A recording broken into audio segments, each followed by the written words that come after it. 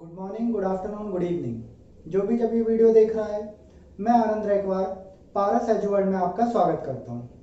बच्चों, पिछली क्लास में हम लोगों ने एक नया चैप्टर स्टार्ट किया था जिसका नाम था पूर्ति की लोच या पूर्ति की लोचता, जिसमें हमने पूर्ति की लोच का मतलब समझा था, उसका फॉर्मूला भी देखा था और साथ ही साथ एक कॉन्सेप्ट था पूर्ति की कीमत लोच, जो कि पूर्ति की लोच ही होता है, उसका अर्थ और उसका फॉर्मूला देखा था।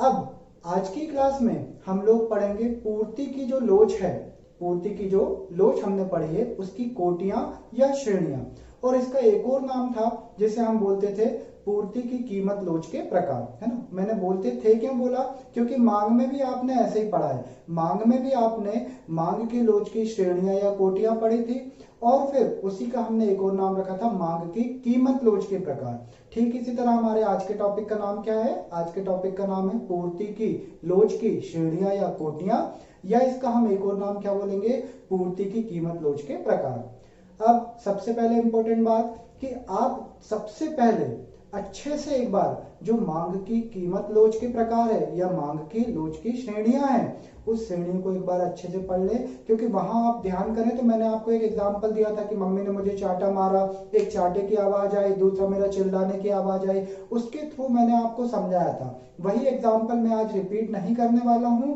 उस एग्जाम्पल में मैंने आपको बहुत अच्छे से बताया था कि आपकी जो मांग की लोच की श्रेणियां है वो किस प्रकार जन्म ली है ना। क्योंकि वैसा अगर आपने पढ़ लिया तो वही का वही कॉन्सेप्ट यहाँ पे भी है, लेकिन इस बार मैं चाटा और आवाज वो सब का एग्जांपल नहीं लूंगा, सीधे सीधे मुद्दे की बात करूंगा, कीमत की, और बात करूंगा यहाँ पे पूर्ति की, पूर्ति है उसकी लोच की बात मैं डायरेक्ट करूंगा, है ना। जैसे वहां 5 प्रकार थे वैसे हम यहाँ भी 5 प्रकार पढ़ेंगे। इसलिए अगर आपने वो क्लास अच्छे से पढ़ ली तो ये क्लास में तो केवल आपको मांग की जगह पे पूर्ति रखना है बस, बाकी तो कुछ भी चेंज नहीं करना है। जहां जहां वहां पर मांग वर्ड थी वहां वहां से मांग वर्ड हटा के अगर हम पूर्ति वर्ड रख देंगे तो हमारी ये जो पूर्ति की कीमत लोच के प्रकार है या जो पूर्ति की लोच की श्रेणियां हैं वो ऑटोमेटिकली कंप्लीट हो जाएगा। तो अगर रटने की बात करूं तो रटने का तो मैंने सिंपल सा तरीका बता दिया। मांग की लोच के जो प्रकार मांग की लोच की जो श्रेणियां आपने पढ़ी है वहां पर जहां जहां मांग शब्द है, श्रेणियां बोल रहा हूं प्रकार नहीं, वहां पर जहां जहां मांग शब्द है वहां को हटा के पूर्ति शब्द रख दो। आपकी पूर्ति की जो लोच की श्रेणियां है या पूर्ति की कीमत लोच के प्रकार है वो ऑटोमेटिकली यहाँ पर बन जाएंगे। ठीक है, फिर भी हमको तो यहाँ पर समझेंगे, इसलिए मैं आपको बोल रहा हूँ कि एक बार आप वो वाला पढ़ लेना, प्लीज पढ़ लेना, क्योंकि ये आपको समझना बहुत ज्यादा आसान हो जाएगा। बल्कि मैं तो कह रहा हूँ वो कॉपी का पेज भी आप सामने बैठ के रखें जब मैं आपको यहाँ पर मांग ये जो पूर्ति की लोच की श्रेणियां पढ़ा रहा हूँ उसके लिए। ठीक है, तो आइए शुरू करते हैं। अब पूर्ति की लोच की श्रेणियां या पूर्ति की लोच की जो कोटियां हैं वो हम बोले, या हमने इसको एक और नाम क्या बोला, हमने इसको बोला पूर्ति की कीमत लोच के प्रकार। ध्यान रखें भाई, मांग में जो हम पढ़ के आए थे मांग की लोच में, एक हमने पढ़ा था मांग की लोच के प्रकार और एक पढ़ा था मांग की कीमत लोच के प्रकार। ठीक इसी तरह यहाँ की अगर हम बात करें तो हम क्या पढ़ रहे हैं? पूर्ति की कीमत लोच के प्रकार। और मैंने आपको बता दिया कि पूर्ति की लोच के प्रकार तो होते ही नहीं है ना। पूर्ति की लोच के प्रकार नहीं होते, वो तो कीमत लोच हमने पढ़ लिया था, लेकिन पूर्ति की कीमत लोच के प्रकार जरूर होते हैं जो हम पढ़ने वाले हैं। लेकिन अगर एग्जाम में आपको आ गया पूर्ति की लोच के प्रकार बताओ, तो मैंने आपको बताया पूर्ति की लोच के प्रकार तो हमारे सिलेबस में ही नहीं है। हमारे सिलेबस में तो क्या है? पूर्ति की लोच की श्रेणियां या कोटियां या फिर पूर्ति की कीमत लोच के प्रकार है। लेकिन फिर भी अगर आ गया एग्जाम में पूर्ति की लोच के प्रकार बताओ तो भी हमको वही आंसर लिखना है जो कि पूर्ति की कीमत लोच के प्रकार है। यानी पूर्ति की कीमत लोच के प्रकार आए या पूर्ति की लोच के प्रकार आए, हमको यही आंसर लिखना है जो कि अब मैं आपको लिखवाने वाला हूं। लेकिन अगर मांग में ऐसा मत करना, मांग में अगर मांग की लोच के प्रकार आए तो वो 3 प्रकार, आय लोच, आड़ी लोच और कहना चाहिए कीमत लोच। लेकिन और अगर वहां पर मांग में ही मांग की कीमत लोच के प्रकार आए तो इकाई लोचदार मांग, इकाई बेलोचदार, वो सब वैसा करना है। समझ गए आप इस चीज को? ठीक है, वहां अच्छे से किया है, वहां देख लेना वीडियो। मांग की लोच के प्रकार अलग होते हैं और मांग की कीमत लोच के प्रकार अलग होते हैं। ठीक है, लेकिन यहाँ पूर्ति में अगर हम बात करें तो पूर्ति की लोच के प्रकार आए या पूर्ति की कीमत लोच के प्रकार आए, हमको यही का यही लिखना है। ठीक है, चलो अब सबसे पहले हम बात करते हैं पूर्ति की लोच के प्रकार में। पहला प्रकार है पूर्ति की इकाई लोचदार पूर्ति। ठीक है, क्या है, इकाई लोचदार पूर्ति। अच्छा, ये पूरे में बताऊं उससे पहले एक बार मैं जनरल डिस्कशन आपको बता देता हूं, वो ये कि ये जो हम पूर्ति की कीमत लोच के प्रकार पढ़ रहे हैं, है ना, इसमें क्या चीज की बात की जाएगी, इसमें बात की जाएगी एक तो वस्तु की कीमत की और दूसरी बात की जाएगी वस्तु की पूर्ति की, है ना। मतलब कि वस्तु की कीमत में परिवर्तन होने पर पूर्ति में कितना परिवर्तन होता है, ये बात करेगा पूर्ति की कीमत लोच। अब कितना परिवर्तन होता है उसको देखो, एक एग्जांपल से समझना। यहां पर है वस्तु की कीमत और यहां पर है वस्तु की पूर्ति। अब देखो, अगर मैंने कीमत में कोई परिवर्तन किया, चेंज किया, तो पूर्ति में क्या परिवर्तन होगा, पूर्ति में देखो समझना है ना, इसमें डायग्राम नहीं बनेगा, बस मेरी बात ध्यान से समझना, वो सब हम वहां समझ चुके हैं मांग की लोच के प्रकार में। तो यहाँ देखो, यहाँ पर अगर मैं बात कर रहा हूं कि अगर वस्तु की कीमत में परिवर्तन हुआ तो वस्तु की पूर्ति में परिवर्तन तो होगा। अब सवाल ये है कितना, तो कितने सारे ऑप्शन हो सकते हैं। हो सकता है वस्तु की पूर्ति में जितना परिवर्तन हो सेम उतना ही परिवर्तन, सॉरी, वस्तु की कीमत में जितना परिवर्तन हो सेम परिवर्तन वस्तु की पूर्ति में हो। मतलब अगर वस्तु की पूर्ति में 10% वस्तु की कीमत में 10% का परिवर्तन हुआ तो वस्तु की पूर्ति में भी हो सकता है 10% का ही परिवर्तन हो। लेकिन हो सकता है 10% का कीमत में परिवर्तन हुआ लेकिन पूर्ति में 10 से ज्यादा का परिवर्तन हो जाए। हो सकता है कीमत में 10% का परिवर्तन हुआ लेकिन पूर्ति में 10 से कम प्रतिशत का परिवर्तन हो, है ना। मतलब जरूरी नहीं है कि पूर्ति में जितना परिवर्तन हुआ एक्सेक्ट उतना परिवर्तन ही किसमें हो, वस्तु की पूर्ति में हो। यानी कीमत में परिवर्तन का पूर्ति में परिवर्तन पर प्रभाव तो पड़ता है, लेकिन कितना वो संख्या में बताती है पूर्ति की लोच। और कितना पड़ सकता है, तो वो बराबर भी पड़ सकता है, कम भी पड़ सकता है, ज्यादा भी पड़ सकता है। मतलब वस्तु की कीमत में अगर 10% हमने चेंज कर दिया तो वस्तु की पूर्ति हो सकता है 10% से चेंज हो सकता है 10% से ज्यादा का चेंज हो सकता है 10% से कम का चेंज हो, या हो सकता है चेंज ही ना हो। मतलब कि कीमत में परिवर्तन करा और वस्तु की पूर्ति में चेंज ही नहीं हुआ। ठीक है, ये चौथी कंडीशन। और पांचवी एक एक्सेप्शनल कंडीशन बन सकती है कि हो सकता है आपने वस्तु की कीमत में परिवर्तन ही ना कराओ, इस बार वस्तु की कीमत में चेंज ही नहीं कराओ, फिर भी वस्तु की पूर्ति में परिवर्तन हो गया। ऐसी 5 कंडीशन हमारी बन सकती है, बराबर परिवर्तन, ज्यादा परिवर्तन, कम परिवर्तन, नो परिवर्तन, और फिर 5वें नंबर की सिचुएशन क्या कि कीमत में नो परिवर्तन पर वस्तु की पूर्ति में परिवर्तन, है ना। इन्हीं के 5 प्रकार हम बनाएंगे जिसे हम एक एक करके जानेंगे। ठीक, पहला जो प्रकार है उसका नाम है हमारा वस्तु की इकाई लोचदार पूर्ति। अब इकाई लोचदार पूर्ति क्या होती है कि जब वस्तु की कीमत में परिवर्तन एवं वस्तु की पूर्ति में परिवर्तन, वस्तु की कीमत में परिवर्तन और वस्तु की पूर्ति में परिवर्तन दोनों अगर बराबर हो जाए तो इस सिचुएशन को, इस स्थिति को या इस प्रकार की पूर्ति लोच को हम बोलते हैं इकाई लोचदार पूर्ति। तो इकाई लोचदार पूर्ति क्या बताती है कि जब आपका वस्तु की कीमत में परिवर्तन एवं वस्तु की पूर्ति में परिवर्तन दोनों बराबर हो तो ये पूर्ति की लोच आपकी इकाई लोचदार पूर्ति कहलाती है। सॉरी, इसमें सिंबल बनाएंगे, जैसे हम मांग की लोच में सिंबल बना के आए थे वैसे यहाँ पे भी सिंबल बनाएंगे। उसको हम बोलेंगे ES इक्वल्स टू, ES का साइन लगा के इक्वल्स टू 1। ये ES का मतलब क्या है, तो E होता है इलास्टिसिटी, S मतलब होता है सप्लाई। तो अगर इसको पढ़ना चाहें तो इसको हम पढ़ते हैं इलास्टिसिटी ऑफ सप्लाई।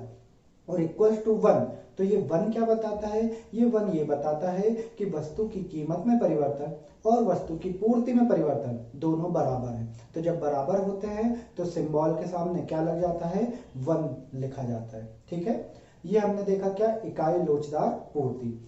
अब दूसरा हम देखेंगे अधिक लोचदार पूर्ति या अत्यधिक लोचदार पूर्ति, या इसको इकाई से अधिक भी बोलते हैं पर हम बोलेंगे अधिक लोचदार पूर्ति या अत्यधिक लोचदार पूर्ति। ये कौन सी सिचुएशन होगी, ये वो सिचुएशन होगी जब आपने वस्तु की कीमत में जो परिवर्तन किया उससे वस्तु की जो पूर्ति है उसमें ज्यादा परिवर्तन हो जाए। मतलब जब वस्तु की कीमत में परिवर्तन कम हो एवं वस्तु की पूर्ति में परिवर्तन ज्यादा हो तो ये वाली स्थिति क्या कहलाती है, या इस प्रकार की लोच को हम बोलते हैं अधिक लोचदार पूर्ति। मांगने अधिक लोचदार पूर्ति। ठीक है, तो अधिक लोचदार पूर्ति क्या है कि जब वस्तु की कीमत में परिवर्तन कम एवं वस्तु की पूर्ति में परिवर्तन ज्यादा हो तो उसे हम बोल देंगे अधिक लोचदार पूर्ति, इसीलिए नाम पड़ा अधिक। अब अधिक है तो इसका सिंबल कैसा बनेगा, ES, और अधिक वाला साइन मतलब बड़ा वाला साइन ES की तरफ होगा और एक सामने लिखा जाएगा। ये क्या बता रहा है, ये बता रहा है कि हमारी इलास्टिसिटी ऑफ सप्लाई एक से अधिक है। बड़ा वाला मुंह जिस तरफ खुला रहता है ना, ये जो हमारा चिन्ह है वो मुंह जिस तरफ खुला रहता है, यहाँ देखो चिन्ह, वो जो मुंह जिस तरफ खुला है वो क्या बताता है कि ये चीज बड़ी है। तो बड़ी क्या है भाई, पूर्ति की लोच बड़ी है एक से, तो एक से बड़ी है, तो ये चिन्ह ने हमको बता दिया कि भैया कीमत में अगर आपने परिवर्तन किया तो उससे ज्यादा परिवर्तन वस्तु की पूर्ति में हो जाएगा। इससे ये सिंबल हमको ऐसा बताता है। तीसरा हम देखेंगे कम लोचदार मांग, सॉरी पूर्ति, कम लोचदार पूर्ति। तो कम लोचदार पूर्ति क्या है, या इसका एक और नाम होता है बेलोचदार पूर्ति।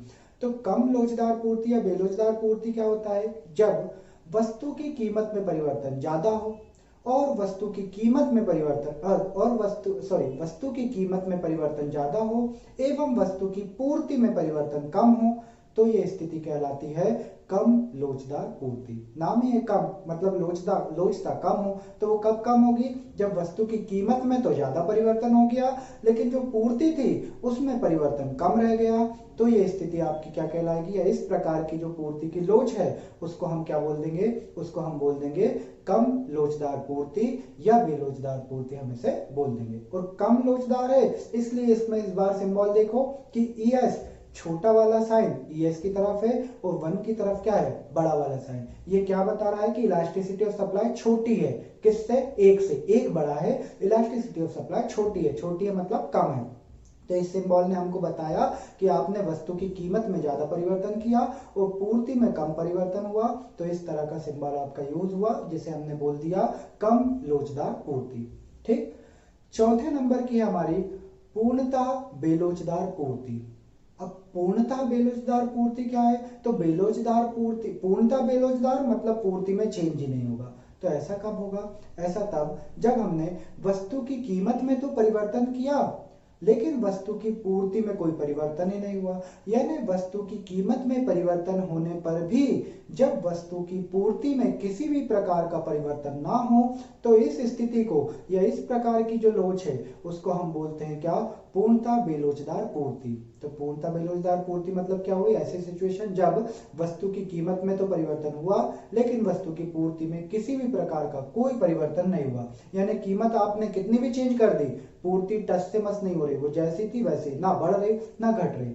तो इस प्रकार की पूर्ति को हम क्या बोलते हैं, पूर्णतः बेलोचदार पूर्ति बोलते हैं। तो इसका मतलब क्या बता रही है कि पूर्ति में कोई चेंज ही नहीं है। इसीलिए इसका सिंबल देखो ES इक्वल टू 0। जीरो क्यों बता रहा, जीरो बता रहा है कि इलास्टिसिटी ऑफ सप्लाई बराबर है जीरो के, मतलब सब इलास्टिसिटी मतलब लोचता में कोई चेंज ही नहीं, लोचता है ही नहीं है तभी तो पूर्ति में कोई परिवर्तन नहीं हो रहा ना। पूर्ति में परिवर्तन होता तो लोचता होती, पूर्ति में परिवर्तन ही नहीं है इसलिए लोचता भी क्या हो गई, जीरो हो गई। ठीक है, पांचवी आती है पूर्णतः लोचदार पूर्ति। अभी आपने क्या देखा, पूर्णतः बेलोचदार पूर्ति देखा, अब हम क्या देख रहे हैं, पूर्णतः लोचदार पूर्ति। अब पूर्णतः लोचदार पूर्ति क्या है, यह पूर्ति की वो दशा है जहां पर आपने कीमत में परिवर्तन किया ही नहीं पर फिर भी आपकी पूर्ति परिवर्तित हो गई।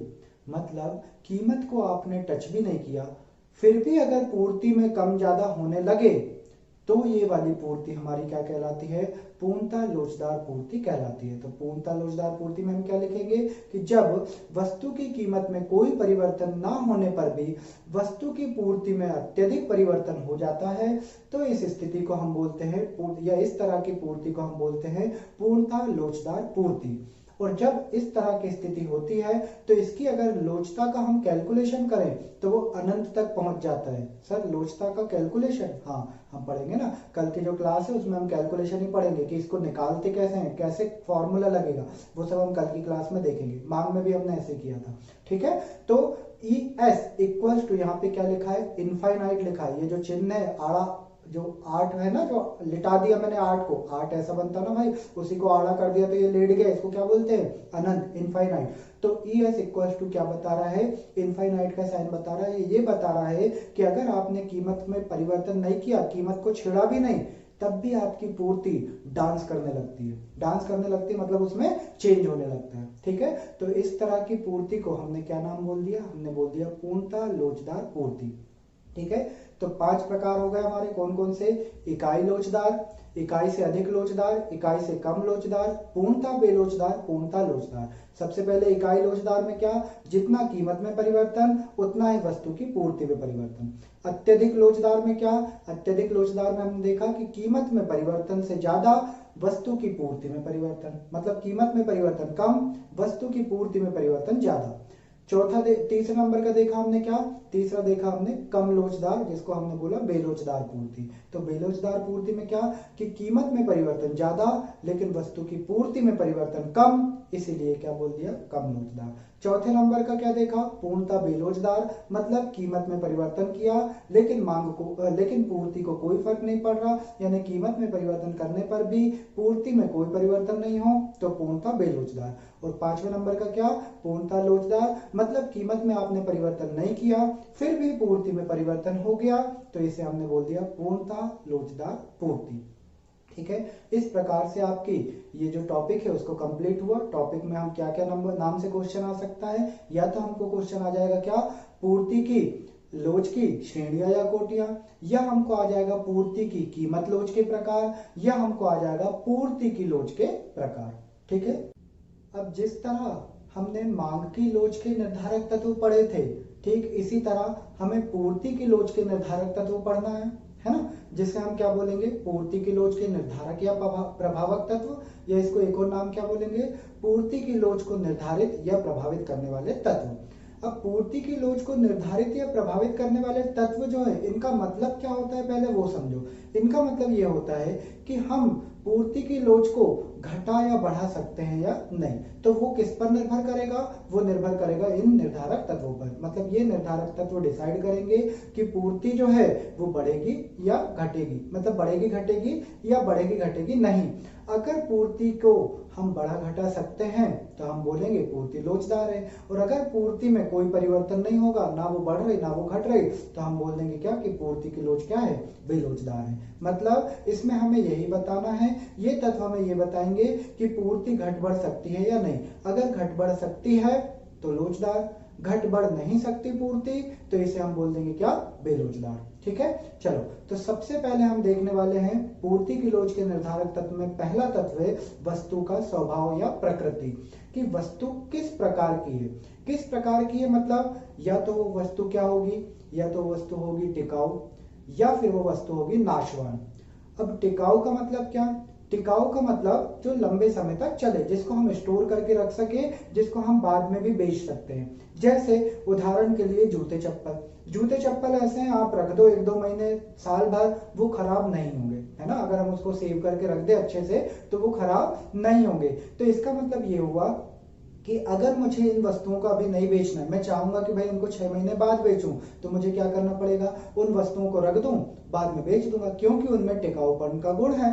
टिकाऊपन का गुण है मतलब उसको मैं रोक कर रख सकता हूं, बाद में बेच सकता हूं, यानी मैं उसकी जो पूर्ति है उसको कंट्रोल कर सकता हूं कि मुझे कब बेचना है कब नहीं बेचना है। और अगर मैं पूर्ति को कंट्रोल कर सकता हूं, मतलब उसको कम ज्यादा कर सकता हूं, तो मैं बोल सकता हूं कि जो वस्तुएं टिकाऊ होती हैं उनकी जो पूर्ति होती है वो लोचदार होती है, मतलब उनमें लोचता का गुण होता है।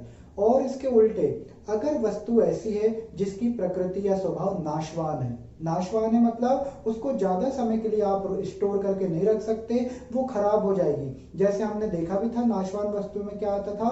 फल सब्जी दूध वगैरह, इनको हम नाशवान वस्तुएं बोल देते थे, मतलब शीघ्र नष्ट होने वाली वस्तुएं ये थी। तो इन वस्तुओं की सप्लाई आप चाहकर भी कंट्रोल नहीं कर सकते। क्यों? क्योंकि इनको अभी नहीं तो कल तो आपको बेचना ही पड़ेगा, यानी इनकी जो भी कहना चाहिए सप्लाई है उसको आप कंट्रोल नहीं कर पाओगे। कंट्रोल नहीं कर पाओगे मतलब ज्यादा से ज्यादा 2 दिन 4 दिन इतने दिन इनको रोक सकते हो, उसके बाद तो आपको इसको बेचना ही पड़ेगा। मतलब ये हुआ कि इनकी पूर्ति को कंट्रोल नहीं किया जा सकता। अगर ये आ गई, हमने खरीद ली, तो फिर हमें बेचना ही पड़ेगा। हमने उत्पादन कर लिया तो हमें बेचना ही पड़ेगा। इसको हम रोक कर नहीं रख सकते, मतलब इसकी पूर्ति को हम कम ज्यादा नहीं कर सकते। तो इस तरह की वस्तुओं की पूर्ति को हम बोलेंगे बेलोचदार पूर्ति। यानी हम कह सकते हैं कि टिकाऊ वस्तुएं जो होती है उनकी पूर्ति लोचदार होती है, और जो शीघ्र नष्ट होने वाली वस्तुएं हैं, नाशवान वस्तुएं हैं, उनकी जो प्रकृति है वो कैसी होगी, वो या उनकी जो पूर्ति है वो कैसी होगी, बेलोचदार पूर्ति होगी या कम लोचदार होगी। ठीक है, ये हमने पहला पॉइंट क्या देखा, वस्तु का स्वभाव या प्रकृति। दूसरा हम देखेंगे वो ये है समय, कि आपको समय कितना मिलता है, यानी समय अवधि। अब सीधी सी बात है भाई, अगर मुझे समय ज्यादा दोगे, मैं एक विक्रेता या उत्पादक हूं और आप मुझे ज्यादा समय देते हो, आपने कोई ऑर्डर दिया और कहा इस ऑर्डर को 2 महीने में कंप्लीट करना है या 5 महीने में या 1 साल में कंप्लीट करना है, तो आपने मुझे ज्यादा समय दे दिया, तो उस कंडीशन में मैं अपनी पूर्ति को क्या कर सकता हूँ, बढ़ा सकता हूँ। मुझसे आप उत्पादन करने की बोल दोगे, वो भी कर दूंगा। लेकिन उसका उल्टा, अगर आपने मुझे कोई वस्तु का ऑर्डर दिया और कहा 5 मिनट में इसको पूरा करो, 1 मिनट में इसको पूरा करो, अब भी दो, तो जरूरी थोड़ी ना है मैं वो पूरा कर पाऊँ आपको, क्योंकि आपने मुझे टाइम ही नहीं दिया या आप मुझे बहुत कम टाइम दे रहे हो, तो जरूरी नहीं है कि मैं आपको पूर्ति बढ़ा के दे पाऊँ। तो मतलब ये हुआ कि अगर आप मुझे ज्यादा समय देंगे, विक्रेता को ज्यादा समय अवधि होगी, तो अगर ज्यादा समय अवधि है तो इस प्रकार वहां वस्तु की पूर्ति क्या हो जाएगी, लोचदार हो जाएगी। और अगर समय अवधि कम है तो वस्तुओं की पूर्ति क्या होती है, बेलोचदार होती है। यानी ज्यादा समय लोचदार पूर्ति, कम समय बेलोचदार पूर्ति। ठीक, तीसरे नंबर की आती है उत्पादन की तकनीक, कि उत्पादन की टेक्निक कैसे, आप उत्पादन किस तरह से करते हो। तो उत्पादन की तकनीक 2 तरीके की होगी, या तो वो होगी सरल या फिर वो होगी जटिल। सरल अगर टेक्निक है उत्पादन करने की, तो फिर ऐसी वस्तुओं की जो पूर्ति है वो भी लोचदार होती है। लोचदार होती है मतलब आसानी से आप उसकी सप्लाई बढ़ा सकते हो। लेकिन अगर तकनीक जटिल है तो आसानी से सप्लाई नहीं बढ़ाई जा सकती। उदाहरण के लिए अगर आप देखें कि जैसे मान लो मेरे पास कोई ग्राहक आया, मेरी फोटोकॉपी की दुकान है, तो मेरे पास कोई ग्राहक आया और उसने कहा फोटोकॉपी कर दो 10, तो मैं क्या कहूंगा, 1 मिनट रुको, बस 1 मिनट भी क्या, थोड़ी सी देर रुको, आधा मिनट रुको, अब भी 10 कॉपी करके देता हूँ। यानी मैंने, अगर मुझसे कोई फोटो कॉपी की पूर्ति की बोलेगा तो मुझसे जितना बोलोगे उतना, अगर वो 100 कॉपी बोलेगा तो मैं कहूंगा बस 5 मिनट 7 मिनट रुक जाओ, अब भी 100 कॉपी आपको करके दे देता हूँ, है ना, 1 पेज की। तो इसका मतलब ये हुआ कि यहाँ फोटो कॉपी का जो उत्पादन की तकनीक है, मशीन की बात नहीं कर रहा हूँ मैं, फोटो कॉपी की बात कर रहा हूँ। तो फोटो कॉपी जो मेरी उत्पादन की तकनीक है, मेरी सप्लाई तो फोटो कॉपी देना है ना, तो ये जो फोटो कॉपी का मैं उत्पादन कर रहा हूँ ये बहुत सरल तकनीक है। बस एक पेज रखा, ढक्कन ढाका, उठाया, लो फोटोकॉपी हो गई, है ना। और अब तो ऐसी मशीन आ गई कि पूरे पेज इकट्ठे रख दो, वो अपने आप कॉपी करके बाहर निकाल देती है, आपको कुछ भी नहीं करना, बैठ के गाने सुनो, वो आप पेज रख दो, वो ऑटोमेटिक पेज अंदर जाते जाएंगे, पलटते भी जाएंगे, कॉपी भी हो जाएगी पूरी। ठीक है, तो इसे हम क्या कहेंगे, उत्पादन की सरल तकनीक। तो आप मुझे कितना भी ऑर्डर दे दो, मैं तुरंत अपनी पूर्ति क्या कर पाऊंगा, बढ़ा पाऊंगा। लेकिन अगर इसी की तरह जटिल तकनीक होती मेरे उत्पादन की, जैसे वो फोटोकॉपी कराने आया था तो उसने कहा मुझे 50 फोटोकॉपी चाहिए 5 मिनट में, मैं कहूंगा ठीक है। लेकिन अगर मैं मोबाइल विक्रेता होता, मोबाइल उत्पादक की कंपनी होता और कोई मुझसे बोलता 50 मोबाइल बना के दो अभी 10 मिनट में, तो क्या मैं दे पाता, नहीं भाई, कम से कम मुझे हफ्ता भर तो लगता, महीना भर तो लगता 50 मोबाइल बनाने में। क्यों, क्योंकि मोबाइल बनाना इतना आसान थोड़ी ना, उसमें जटिल तकनीक है, वो कितनी प्रोसेस से होकर गुजरता है। तो एक जहां फोटोकॉपी की उत्पादन की तकनीक थी एकदम सरल, और एक यहाँ पर मोबाइल उत्पादन की तकनीक है बहुत जटिल। तो यार अगर कोई मुझसे बोलेगा 5 मिनट में उत्पादन बढ़ा के दो, तो मैं उत्पादन नहीं बढ़ा पाऊंगा, मतलब उत्पादन में परिवर्तन नहीं कर पाऊंगा, और उत्पादन में परिवर्तन नहीं कर पा रहा, यानी उत्पादन की जो पूर्ति है वो कैसी हुई, वो ही आपकी बेरोजगार। और जो फोटोकॉपी थी उसमें आपने जैसे ही ऑर्डर दिया, मैंने कहा 5 मिनट में आओ, कॉपी मिल जाएगी, पूर्ति मेरी बढ़ा पाया मैं। तो इस तरह की पूर्ति, जहां पर उत्पादन की तकनीक सरल है वहां पूर्ति क्या हो गई, लोचदार। और अगर उत्पादन की तकनीक जटिल है तो वहां पर पूर्ति क्या होती, बेरोजगार। मैं जल्दी से उत्पादन या पूर्ति अपनी नहीं बढ़ा सकता। ठीक है, 3 हो गए हमारे। अब चौथे नंबर का पॉइंट है बाजार की उपलब्धता, कि मुझे बाजार कैसा मिल रहा है, बाजार संकुचित है, मतलब बाजार विस्तृत है या संकुचित है। विस्तृत यानी बहुत फैला हुआ बाजार है, या बाजार सीमित क्षेत्र में है। अगर बाजार फैला हुआ है तो इसका मतलब क्या है, मैं वस्तुओं की पूर्ति कहीं से भी लाके कर दूंगा, कहीं से भी लाके कर दूंगा। जैसे मैं प्रोडक्ट अपना बेच रहा हूँ, वो खत्म हो गया, तो क्या करूं, मैं कहां से लाऊं, अब इतना बड़ा बाजार है, किसी और विक्रेता से खरीद के आपको दे दूंगा।